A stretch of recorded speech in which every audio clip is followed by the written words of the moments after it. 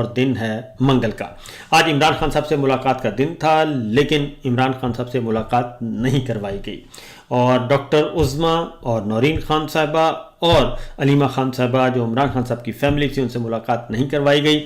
اور احتجاج بھی کیا گیا، سب کچھ کیا گیا، لیکن عمران خان صاحب کو آئسولیشن میں رکھا ہوا ہے۔ اس کی مزید تفصیلات آپ کو آگے جا کے بتائیں گے کہ ان کو اس وقت کس حالت میں رکھا گیا ہے، کیونکہ صرف ایک ملاقات ہو سکی اور وہ ہے علی بخاری صاحب کی۔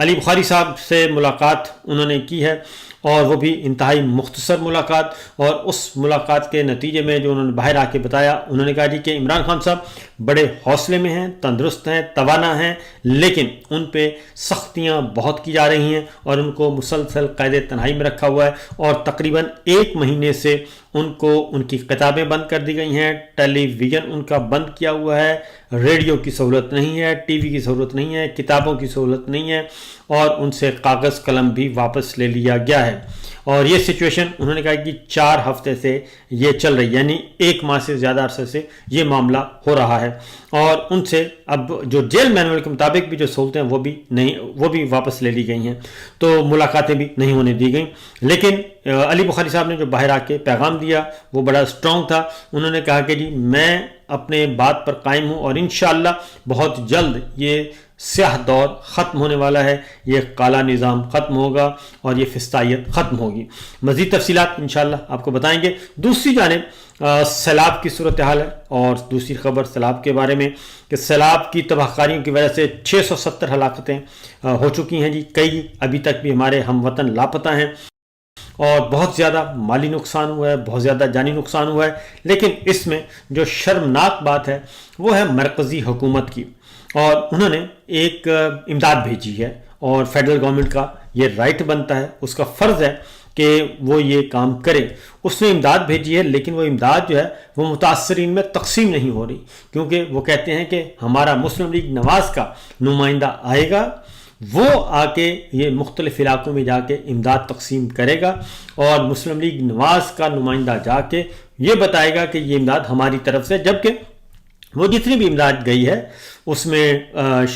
ٹینٹ ہیں یا خوراک ہے، وہ کھانے پینے کی چیز ہے، وہ ساری کی ساری، اور ہے بھی بہت کم امداد ہے، وہ بہت زیادہ نہیں ہے، اور وہ بھی قومی خزانے سے گئی ہے، میرے اور آپ کے عوام کے پیسوں سے ہیں گئی ہے، ہم ٹیکس دیتے ہیں، وہی این ڈی ایم اے میں اور قومی خزانے میں جاتا ہے، اور وہیں سے یہ ساری چیزیں خریدی گئی ہیں۔ تو لہٰذا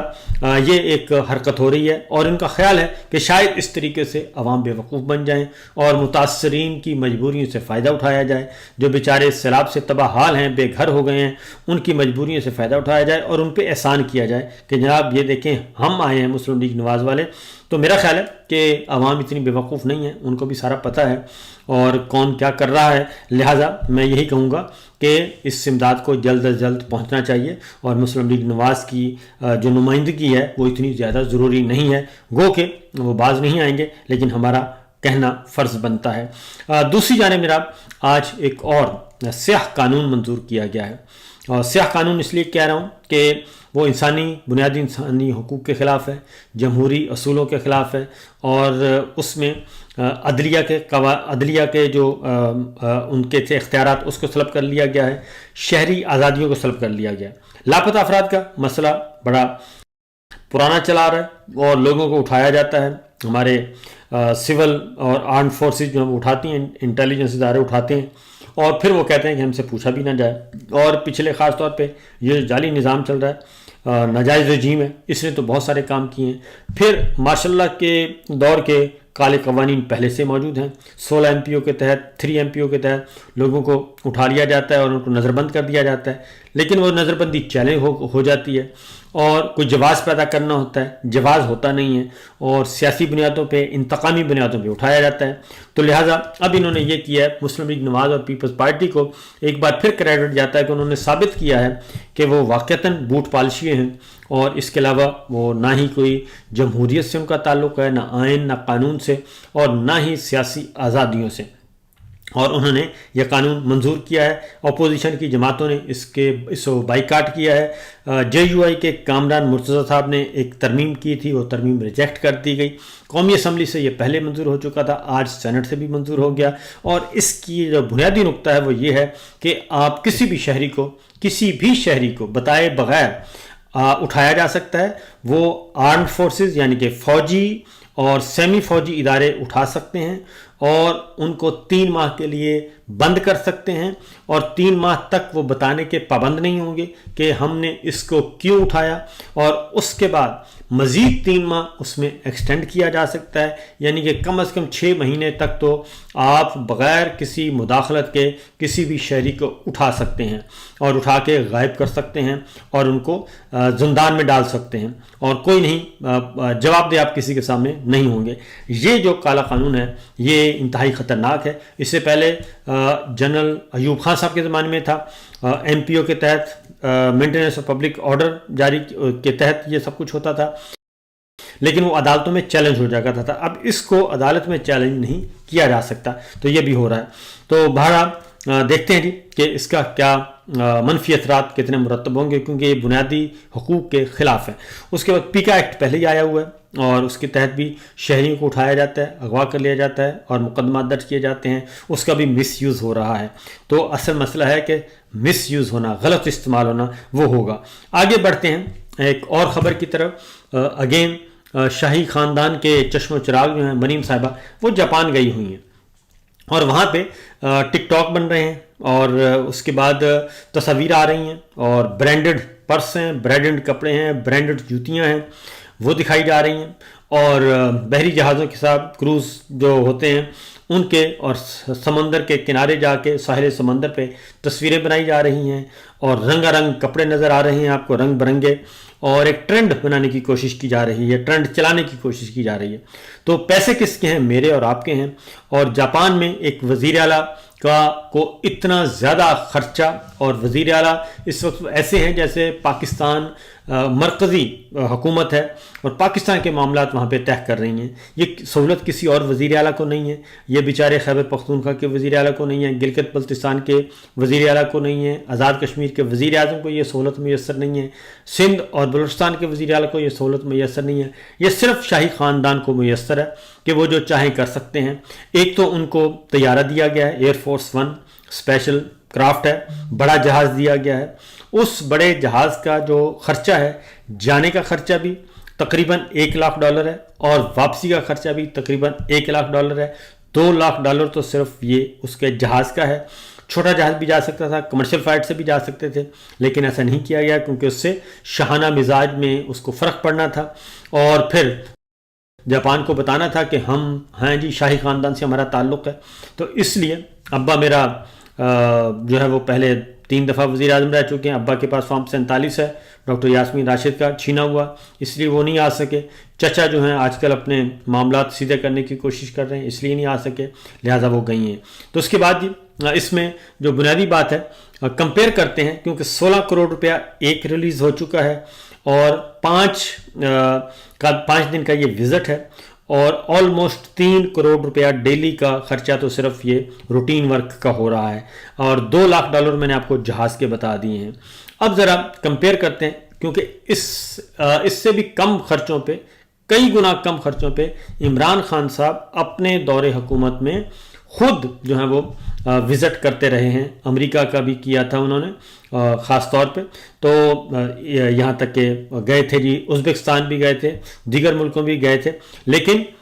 کم خرچ بالا نشین یہ کب سب کچھ ہوا تھا۔ اور ادھر امریکہ جب گئے تھے امریکہ میں، تو وہاں پہ بھی وہ سفارت خانے میں انہوں نے کہا تھا کہ میں زیادہ مناسب ہے کہ میں سفارت خانے میں رہوں، پاکستانی سفارت خانے میں۔ تو یہ صورتحال ہے، لیکن یہ جو ہیں ان کا جس ہوٹل میں رہ رہے ہیں، یہ اس ہوٹل میں نریندر مودی صاحب قیام فرما رہے ہیں، اور $5,000 پر نائٹ کا جو ہے وہاں پہ خرچہ ہے، جو اس وقت میرے سامنے ہے۔ خیبر پختونخوا کا بھی ایک وزٹ گیا تھا، اس کو بھی ذرا کمپیئر کر لیتے ہیں۔ اور Khyber Pakhtunkhwa board of investment کو اوساکا ایکسپو میں اپنی ثقافت اور کاروباری مواقع پیش کرنے کے لیے 3 دن ملے تھے،